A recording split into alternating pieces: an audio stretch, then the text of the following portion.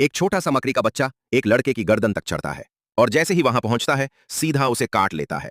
हालांकि लड़के को उस समय कुछ खास महसूस नहीं होता, लेकिन जब वो मेट्रो से घर लौट रहा होता है तो एक शरारती अंकल उसके सिर पर एक शराब की बोतल रख देते हैं। लेकिन जैसे ही बोतल से टपकी पानी की एक बूंद लड़के के माथे को छूती है, लड़का अचानक अपनी आंखें खोलता है और सीधा डिब्बे की छत से चिपक जाता है। इसे देखकर आसपास के लोग भी चौंक जाते हैं। लड़का एक महिला को शांत करने की कोशिश करता है, लेकिन जैसे ही वो उसे छूता है उसका हाथ महिला की ड्रेस से चिपक जाता है। उसके बाद वो अंकल उसे धक्का दे देते हैं।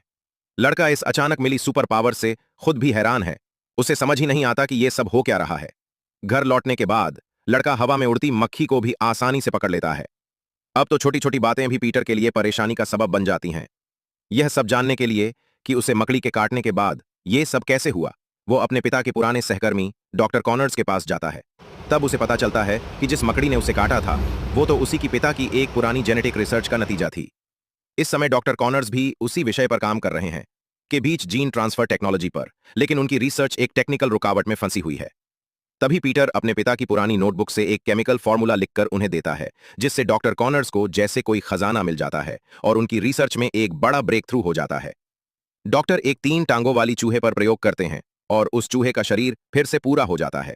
लेकिन जब डॉक्टर का बॉस उस पर दबाव डालता है कि अब किसी इंसान पर ट्रायल किया जाए, तो डॉक्टर खुद ही वो सीरम अपने शरीर में इंजेक्ट कर देता है। जैसे ही वह बेहोशी से होश में आता है, वो देखता है कि उसका कटा हुआ हाथ फिर से उग चुका